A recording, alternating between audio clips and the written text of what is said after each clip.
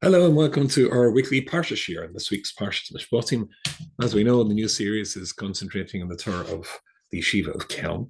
We have dedications at the beginning of the Shir, and this week's Shir, as in previous years, this is the 17th Yortzeit of Shlomi Zalman ben Eliyahu. It's dedicated by his son for his father's Yortzeit, which is on the 24th of Shavat. I will also, of course, add our own hope that are in the schus of our shir, which we're also dedicating for various people who need refuahs. So let's start with Rafael Chai Ben Sora, who is a bit poorly at the moment, and he should have a refuah shalima. For Oria Chaim, the little boy who is needing a lung transplant, Oria Chaim Ben Chani Yehudis, he should have that lung transplant, which will be extremely successful very quickly. Yechesko Yehuda Ben Yenta is recovering from surgery now, from my dear wife. Ita Rivka Basim Esther, who is recovering from a knee replacement operation. For somebody who is, I heard it last night, has been rushed into, I think, emergency room, even intensive care. Avram and Sora, he should have refuah shalema as well. So those are the people we daven for on a weekly basis with one addition. They should all have a refuah shalema. Parshas Mishpatim. And this is when the Torah just completely changes over from story, the narrative, to being quite a serious work of law. These are the statutes that you have to apply now that the Torah is becoming part of the everyday life of the Jewish people. So lots to say here, focusing almost exclusively on the Torah of Kelm. But I do want to point out to you, we started out last week, by quoting the Al-Shach HaKodesh. And the Al-Shach HaKodesh, previous said, of course, was a Yisro. And it starts off by saying, Vayishma Yisro, and Yisro hears, and he is, of course, the it says he is the Kohen Midian, the priest of Midian, and he's also the father-in-law of Moshe Rabbeinu. The important thing that the Al-Shach points out there is the word Vayishma. If you remember, we asked the question, there's a contradiction here, because Yisro, as Rashi points out, is the name he got when he was converted and became a Jew. When he is Kohen Midian, that's the high priest to the Avodah Zarah, the idolatry that existed in Midian. Well, then he's not a Jew. So we've got a contradiction between those two terms. And then it says Chais and Moshe, which of course we know, so that's redundant. So the Al-Shach answered very simply, it's not talking chronology or chronologically, because chronologically, when he was Yisro, he wasn't Kohen Midian, and when he was Kohen Midian, he wasn't Yisro. It was talking methodology, how he became who he became. Despite having been the Kohen Midian, as I pointed out in the Shir, that means he must have been involved in Moilach, one of the Torah cites that as one of the Avodah Zarahs, the idolatries at the time, when a woman had to give up her firstborn son to be burnt alive to the gods. And yet, despite having been that sort of person, he could still achieve incredible greatness and become a Yisro. How did he do it? By Yishma. He was a listener. But the word Shema, that we say twice a day, 3 times a day, really, Shema Yisrael, Shema doesn't just mean hear. It means hear and consider. He was a thinker. He considered things. And therefore, it's intriguing to note that many people heard what went on, but he was the only one who listened, or rather, there were 2 who listened classically, who was Yisro and Rochav. And if you're thinking of the Erev Rav, their motivation for listening was not because they're seeing the real message. They're seeing the possibilities for being in the winning team and doing great things. That's a different story altogether. Okay, so back to Yisro and how he manages to be who he is, because he's a listener. Nobody else is. So let's quickly jump over to the Torah of Kelm. And of course, the Rosh Yeshiva of Kelm was Reb Simcha Zissel. His outstanding Talmud was Rabbi Yerucham, and Rabbi Yerucham says the following thing. So if I reach over, I can get my Rabbi Yerucham, which is for some reason at the bottom of my Palace horn, even though I was going to quote it first. And he says, this is one of my very, very favorite pieces of Rabbi Yerucham. You'll find this in Das Chochmah Musar, and it's in Chelik Aleph, if you have one. You don't have one. Anyway, so basically, he says an astonishingly interesting thing. We all know that where I keep missing things today. Where a second ago? Oh, here it is. Right. Sorry. Notice the super slick professional presentation of this year. We all know that Avram Avinu is told in the Parsha of Lech Lecha, the first time Hashem speaks to him, to go to the land of Israel. Fine. Parsha Lech Lecha, V'yom Hashem el Avram Lech Lecha me'aretz moladach me'beis avicha. And we've covered that in our previous share, obviously, in some depth. So when he actually goes there, it says there in Pasuk Daled, V'yelech Avram kasher divrei Hashem, and Avram went as Hashem told him to go. V'yelech ito Lot, and he took Lot with him, or Lot went with him rather. But Avram ben Chomesh shonim v'shivim shana, and Avram was 75 years of age. It says when he went on that journey to go to the land of Israel. Of course, he's diverted because there's a famine, and they go down to Egypt, and then comes back, and then the story continues. However, if you look at the end of the previous Parsha, which is Parshas Noach, it says the following thing. The story is that Avram is born. When Avram is born, his father, Terach, is 70 years of age. And then at the end of the story, there's just a hint of the famous incident of Avram being put into the furnace at Ur Kasdim. It says that they set out to go to the land of Canaan, Israel. They try to make Aliyah. They don't quite make it, or rather the family doesn't quite make it. And it says that Terach dies in the land. Well, I'll read this to you so you can see it yourself. That's a good place to start.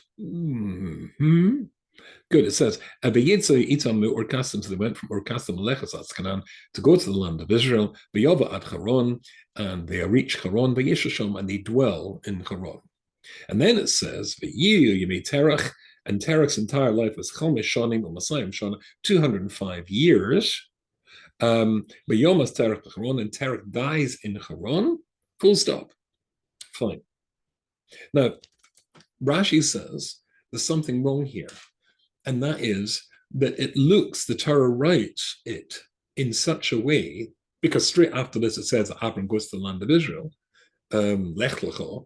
It seems the Torah seems to be writing it to suggest that Abram only went after his father's died. Because here at the end of Noach, his father dies, and then it says Abram went. But that's not true. Because, in actual fact, his father lived for another 60 years. You can work that out.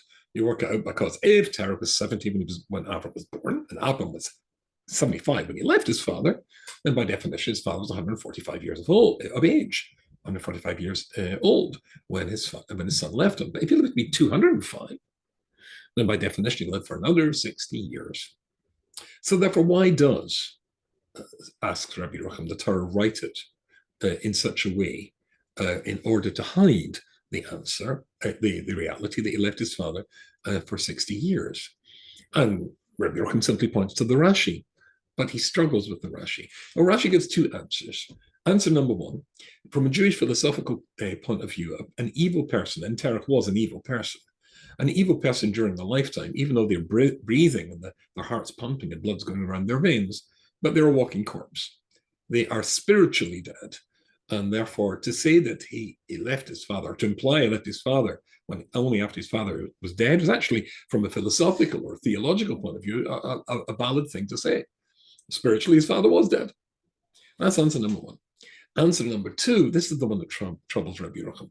Rashi says, another reason that it writes in such a way to suggest that Abram left his father only after his father died is because the Torah didn't want people to turn around and say, hey, the first Jew, Avram Avinu, who's going to lead the Jewish people into all the Tariag mitzvahs, 613 mitzvahs, and Mamad Har Sinai and the 10 Commandments. What happened to Kibbud Avim? That's one of the 10 Commandments. That's one of the 613 mitzvahs. He left his poor old father alone for 60 years.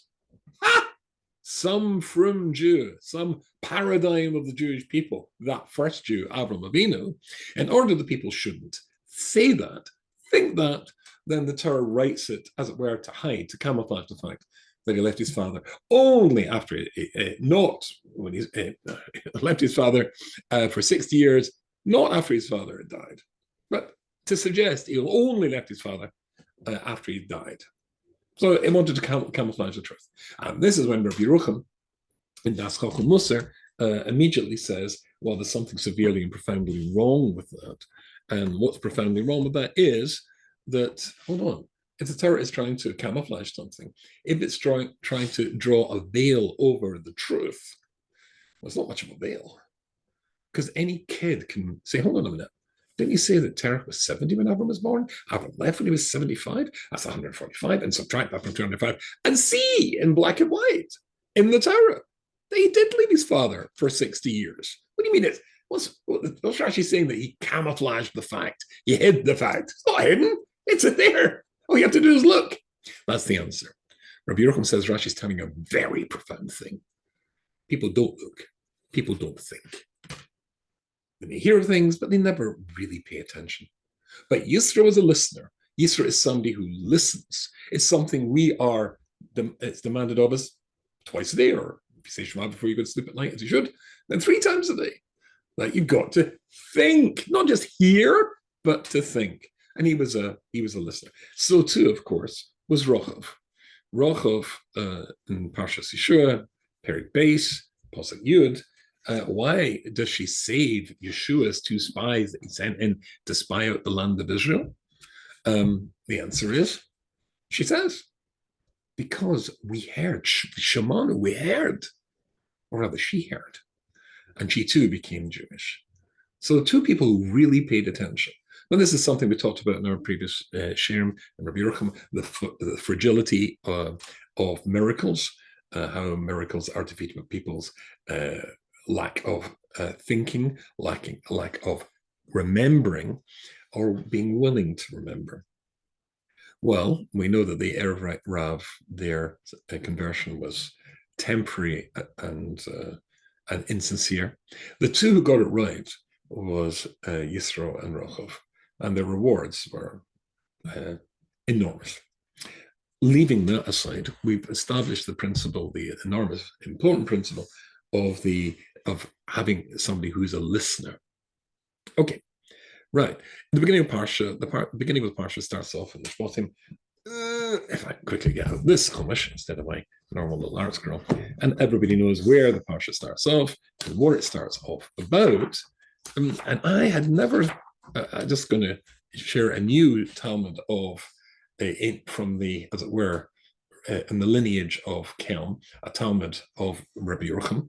He was called Rabbi Yaakov Naiman, and he was the Rosh Hashiva, the yeshiva called Or Yisrael, which was in Petach Tikva in Israel. He wrote a sefer called Darchi Musar. And he raised the question, which I suppose is a very, very obvious question, which is probably why I never thought about it before. Anyway, here, let's look at the Psukim, and then we'll come to the question.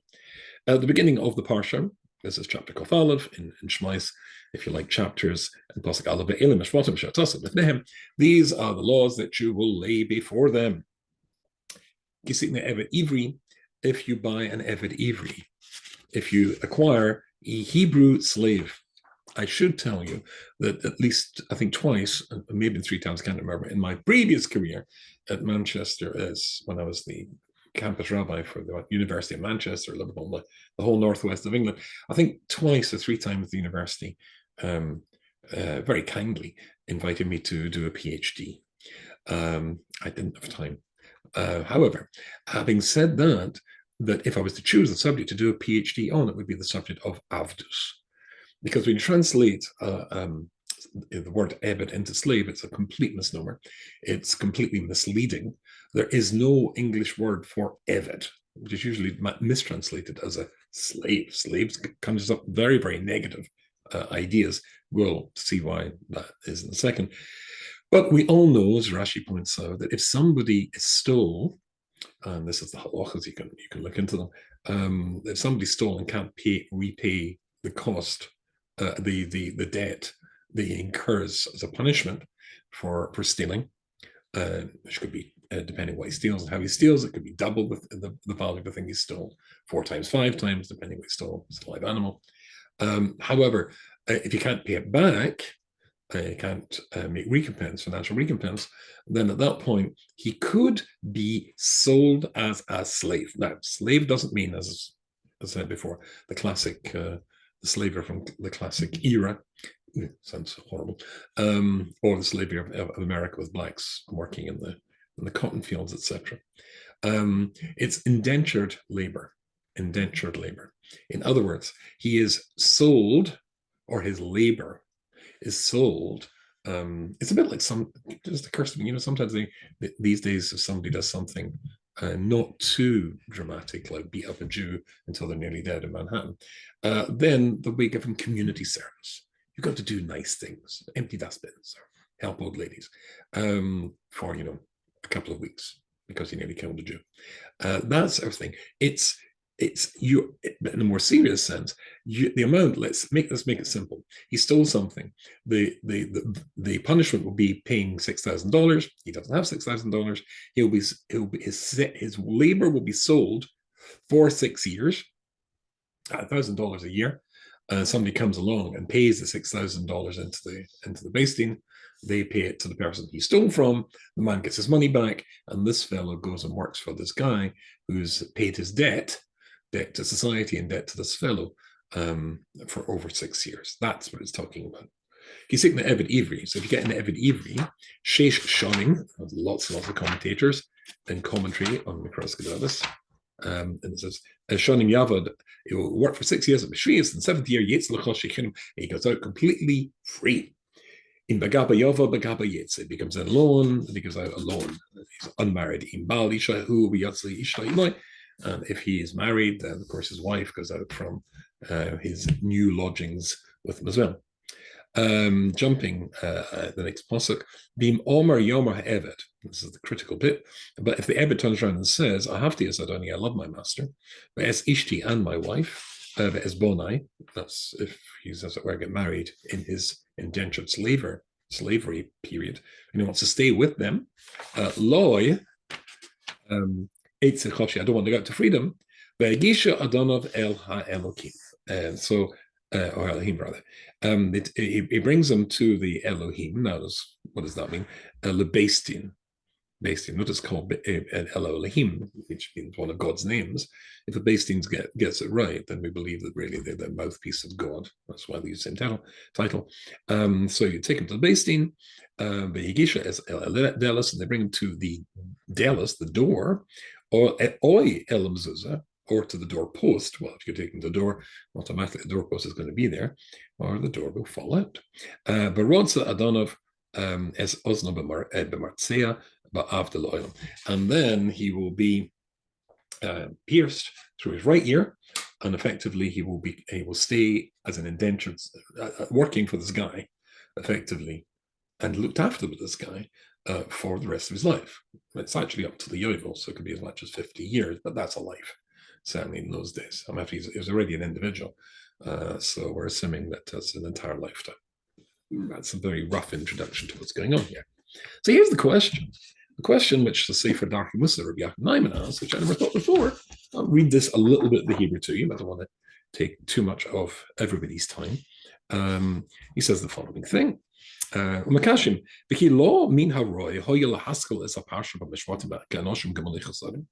Wouldn't it be nicer, as I said before, this is when the Torah's laws are going to be applied to a whole society. The Jewish people are now putting all into action. Make the first law in Parshas Mishpatim a nice law. For example, how about the laws of Chesed?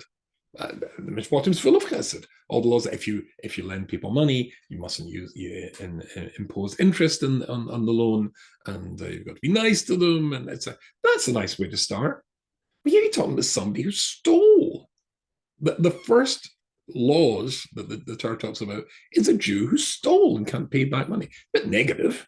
Why not start with something positive? Plenty of positive mitzvahs, nice things to say about Jews, nice instructions to give them to do nice things. Instead of it's about a Jew who's not so nice. That's his question. That's the one I never thought before. And at first I wasn't, but the more I think about it, that's not such a bad question at all. Right. So that is the question we're going into. And I'm going to take you to the founder of Yeshiva Kelm, Reb Simcha Zissel. And Reb Simcha Zissel's commentary on the Chumash, or Rashaz, this incidentally was given to me by a group of my Talmidim in Gateshead Jewish boarding school. That was, in America we call it Yeshiva. England more like Yeshiva Katana, really. And there is a list of all the boys in the class. Some of them are huge Talmudic Chachamim these days. Beautiful handwriting. I can't remember which one had the beautiful handwriting. Can you see that? Isn't that gorgeous?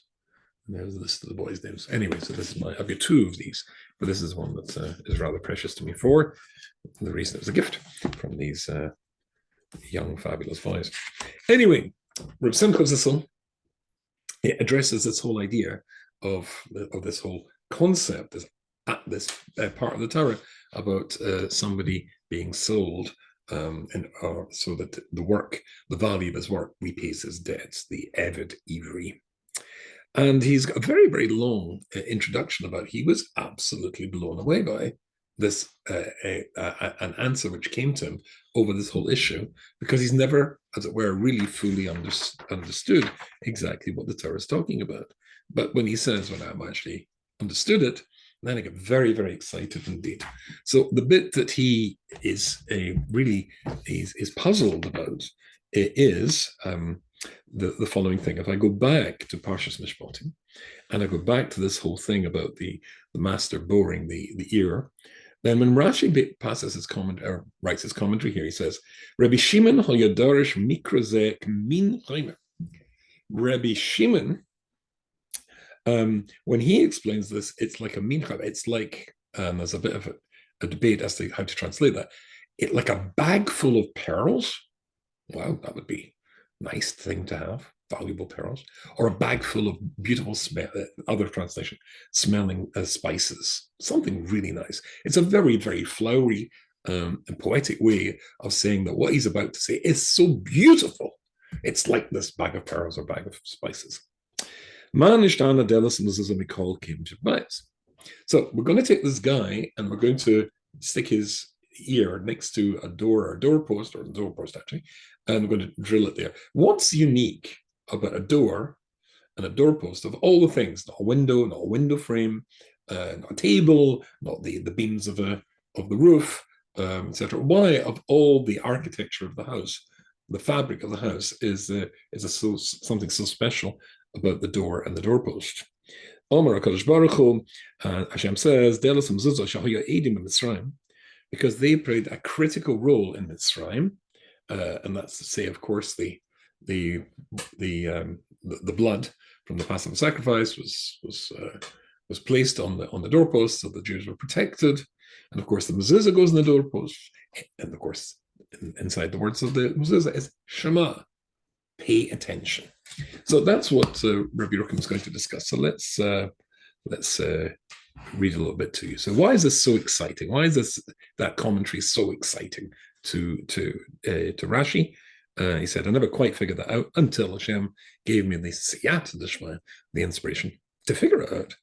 Hashem helped me understand a little bit of the brilliance behind these words. Of course, it is a Tana writing the words, like Reb Shimon, and of course you've got to realize this incredible depth. So here we're going into depth, deep stuff here. He says, Hine, kol devorim, everything that exists in the world, gam gashmaim, even if it's physical things, yesh behem rechoni, but they do have a spiritual aspect to them. Now you'll find this idea repeated and elaborated on by Rabbi Yerucham, his great Talmud in Das Kochel Musa, and he explains that there has to be, for every spiritual thing, every spiritual reality, every spiritual dimension, and every facet of spirituality, there has to be a mundane, material, physical parallel in our world. For us to be able to conceive of, well, the love of a son or a daughter to their father, to their mother, to their parents, allows us to extrapolate from that to the idea of loving Hashem. Everything, we would have no idea, no concept of things which are beyond our world unless there was some similarity, some parallel to something in our world. That's reasonably explained, I think. For example, he gives an example. His example, not mine. Which verse? This is better than mine. What does it say about bread in the Torah? A man does not live by bread alone. It's whatever Hashem wants to happen that's going to keep a person sustained. And if Hashem, for whatever reason, gave you a heter not to eat bread, but wanted just to keep you alive, you wouldn't need bread, you wouldn't need food. But that means in the eating of the food, there are two aspects. You do have to eat the physical food to survive. Absolutely, you have to do that. We have to eat to survive. But behind that, within that, is this other statement, this other spiritual reality, which is to challenge you and demand of you, realize it's not really the bread that's keeping you going. It's God. This is the vehicle he's using to keep, for you to think you could, because that offers choice, that it's what you need, but really it all comes from Hashem. Okay. But the world only sees the external, the superficial, the gashmias. The gashmias, the physicality, the physical aspects of this world we see, we are aware of, we deal with, and that familiarity often leads us to think, that's it. But it's not that. It's what, as it were, Hashem's hiding behind. Our job is to look, going back to the veil, the cover of the truth. You're supposed to think, is it that, or is it Hashem? Most people, as we said before, only focus on what they can see at the superficial level. Oh, Avram left his father when his father had died. No, look. So he says, but somebody who is spiritually in tune, will know and be able to isolate and be able to identify and be able to come to terms with the underlying, the reality behind the whole thing, which is the spiritual. And everything which is spiritual has both the physical and the spiritual together. Again, don't try and be an angel. Don't try and deny. This is so important, such an important idea. Don't try and deny the physical world, the physical needs of the world, taivas and all these things. These are part of Judaism. You've got to take it, elevate it. Wine can be used to become a shaker and beat up your kids because you're drunk, or your wife, or you put it in a silver cup or a glass cup and make a blessing on it, and it's can be used for a spiritual thing. You've got to look for the spiritual. But every spiritual thing in our world has woven into the fabric of it something of the world. Perish, Parshas Hadover Yikra Gashmi. So therefore, the superficial, the simple, the straightforward, that is the Gashmias, the physical appearance of the thing, physical nature, the scientific definition and description of the thing. Surah Sa'inyan Yikra Ruchnis Hadover. But the surah, the purpose, surah really means the shape, the form, but the purpose of that thing, what it's designed to do, ultimately, that's the ruchnias. But surah senyonim, and what it's meant to achieve with you. Matam hema asher yavina hatzura. Sorry, ma'at hema asher yavina hatzura. And I've underlined this with a squiggly line here. Very few understand and persevere to see what the real thing, the real nature behind the mask of the thing, behind the physical mask of the thing, what the thing's really for, what it's really about, and what it's really making you into. Ki alpi haroiv gam lomdi hachokma. He says, in the vast majority of cases, even lomdi hachokma. Now that's Hebrew is a little bit ambiguous. People who study wisdom.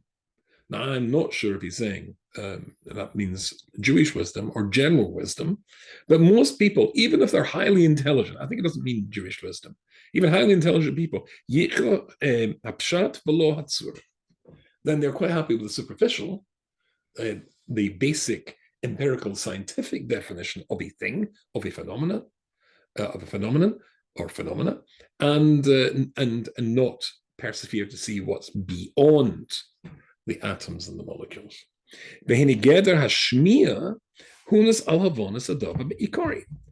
the word shmiya, to return to where we were before, the word shema means to listen to the thing, to understand the thing, at the deepest and most profound level, to look beyond the veil, beyond the surface, to plumb the depths of what it's really all about. And of course, that takes us into the world of the spiritual, the metaphysical. Okay, perish, Parshas adavar yikra gashmi. So the simple nature, understanding, definition of a thing, that's called gashmias. So it's in yikra ruchnias, but its real purpose, its real nature, that's called ruchnias. But Surah and again, he says very few people understand that. But listening means to pierce that superficiality to get to the depth beyond. Now, missing a chunk of the Rabbi Rucham. But the problem is that most people don't. Most people don't do that. Now, there is, as you know, in Parshas, you probably know that Hashem says to Adam Rishon that the Yetzer Hara lePesach chatos ravetzes. At the Pesach, at the door, it's waiting to get you. So we're back to the doors thing here. What's this whole thing about doors? So, and because you got to take them to the door, etc. So he says, there is, maybe to speed this up a little bit, in Mesilas Yesharim, I give a share in this on Shabbos every Shabbos afternoon. When with my share we're up to Perek Yud Aleph. Perek Yud Aleph is talking about the Prati Midas and the Kiyos.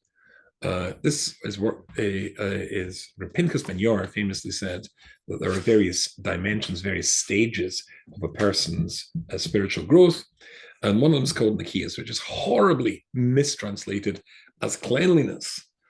It's nothing to do with hygiene. As the Mesilas Yesharim says, there are things which everybody has to be a Zoriz and a Zohir. A Zohir is somebody who's careful that the things that they're going to do are completely kosher, moral, ethical, in tandem with the Torah's expectations. But there's a stage above that, and that's called Nikiyas. So to give you a very simple example of this, the Torah bans somebody who is a Nazir, a he or she, from any contact with three things, and one of them is anything that comes from the grave. Rashi explains the juxtaposition, the connection between the story or the bit of the Torah which talks about the Nazir and the previous bit. The previous bit is talking about the woman accused of adultery. And Rashi says there that and envisages that the only reason she could possibly have done, if she's guilty, what she did was because she became drunk. And therefore, as a reaction against that, you will keep away from anything that can make you drunk. And therefore, you keep away from wine. Right. But the problem with that is the Torah doesn't just stop there. It says you've got to keep away not just from wine, but grape juice. Of course, grape juice is not alcoholic, but not only away from grape juice, from grapes. Grapes are certainly not alcoholic. And then the skin of a grape. Now it's becoming ridiculous. The seed of the grape. Why to go to that extent? And of course, and that's what Nikiyas is. When the Mesilas Yesharim is talking about Nikiyas, you've got to say, what could lead me to do this? Right, so stick with the alcohol thing. Imagine an alcoholic. And alcoholics, not only must they keep, be an idiocy of unbelievable proportions to say to somebody who's a recovering alcoholic, we've got your job, serving in a bar in Manhattan. Not a good idea. But anything, and if you ever speak to any alcoholics, they've got to keep away from even signs and they see in shop windows or in TV adverts or wherever, for. And yesterday was, I think it's called the Super Bowl, which I know very little about, Baruch Hashem. It's always been sponsored by Budweiser beer, which I think is a particularly awful beginner's beer, but never mind, that's Budweiser. But anyway, Budweiser, even seeing an advertisement for cans of Budweiser for an alcoholic is a problem. It can lead you to something. That, says Rabbi Rucham, is what's going on with the fellow whose ear is being bored to the mezuzah, a hole in his ear, into the mezuzah. Just make the hole in the ear. Why into the doorpost? So let's see if I can jump in here. And this is pure Mesilas Yesharim stuff, because it's the way of the Yetzer Hara to get you to do something which is perfectly halakhically okay. The Ramban which I've missed out. When he quotes the Ramban, there's a whole discussion on this in Parshas Kedoshim. He wants you to do something which is perfectly permissible. It's okay, this is kosher, which will lead you to something that isn't kosher. It's the skin of the grape, which will lead you to the grape juice, and then eventually to the wine. When the imsa nichnas l'benisai, so that's the first step, the first seduction. That's okay, isn't it? And then to get you to what something is much inkin, but then if you guard yourself from the initial stages which will lead you to the other, that's it. And that's what a door does. The reason we have doors is to protect, to lock our property from everybody else, to stop someone coming in and stealing our stuff. It's to stop it's a horror. The symbolism of the door is to stop you going to the next stage in. It's a door, it's a barrier. You're expected, as the Ramban said, to make barriers to stop you going from one stage to the other. And the ear that's pierced, you closed your ears. You should have listened to that. And then you wouldn't have come to steal in the first place. And there's an important point he's saying here. And that is, of course, as we know, the fact that you're that going through this process is a statement that, you know what? You've forgotten that other Jewish idea. Hashem doesn't give you a test unless you can pass it. Yeah, I know your problem is not alcohol. Your problem is theft. So therefore, you think you couldn't beat that? In Hamokam Bobashuni and Briosa, says the Gemara, Hashem doesn't mess you about. He doesn't give you mitzvahs to keep if they're not keepable. Might be hard. Who doesn't have hard time keeping some mitzvahs? Depending on who you are. It might be gaiva, might be taiva, whatever it is. Different types of taiva, food, znus, whatever it is. Fine. But there's a way to beat that. But this fellow's thrown in the towel. In the first place, he threw in the towel. And therefore, he becomes an eved. Come back to that in a second. Or he just completely throws in the towel and stays an eved. He doesn't feel he can hack it. Now, leaving aside, there are some people who are psychologically not up to it. Not talking people who are suffering from mental illness or depression and they just can't function.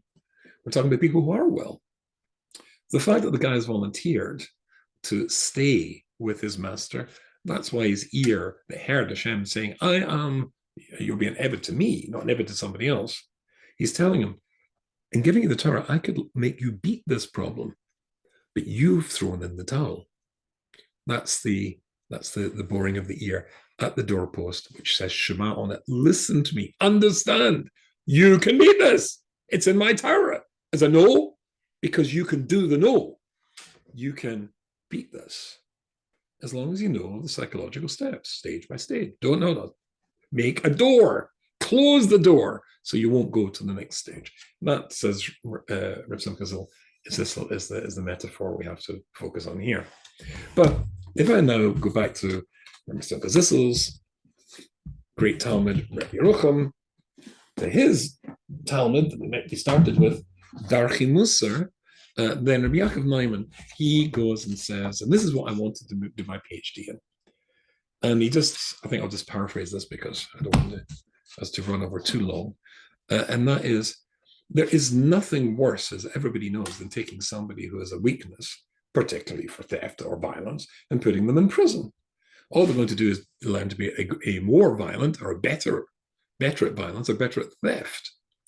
No, the process is, because after what's a person would give us $6,000 or £6,000 to a Beis Din and take somebody into their house and look as their eved, slave? Are you kidding me? You have to give him everything. I mean, I could just go down to the labor market, wherever you get workers, and say, here, come and work for me today, and pay him. But if he's in the eved, I've got to look after him. He's got to have a bed, I've got to feed him, I've got to look after his family. And when he goes out and incidentally, there's only one bed in the house. You and your eved travel to one place, and there's only one bed. Guess who gets the bed? The eved? Slavery? I don't think so. And when he's finished that period, if he does go out, you've Tanakh law, says the Torah. You've got to load him up with all the necessities he needs to make sure that he can start and he's never forced into going back to his old ways. He needs a washing machine, he's going to need a dryer, and he's going to need all this. You've got to look after him. It's a process of social correction. And only the really greatest sort of person would take a person like that into the house, into his house. He and his wife have decided they'll help him get back on tracks. So it's a process for the person to understand that Hashem wants you back on track. And that answers the question. Why, said Rabbi Yaakov Lyman, does the Torah start, or rather in Mishpatim, which talks about laws, about the bad things about Jews? And he gives an example. He said, well, because you're Bonim Atem L'Shem Elokechem. Yeah, what do you think if a father sees he's got 6 sons and 5 are doing very, very well? Who's going to be thinking about and worrying about and focused on of the 6 sons? The one who's not doing well. And if he is focused on that one, if that is his first thought, then of course he's letting the son know, I care about you. In fact, I've got a process to get you back on tracks. I'm going to give you over to the Beis Din. Beis Din's going to give you to really, really kind people. Incidentally, I know a family in London. They'll be embarrassed if I mention their names. They're in my book. Truly great Jewish women then and now. So you can read about them then. And that's just exposed their tzidkas. They often take kids in who are totally lost and get them back on track. These are special people. Hashem says, I care about you.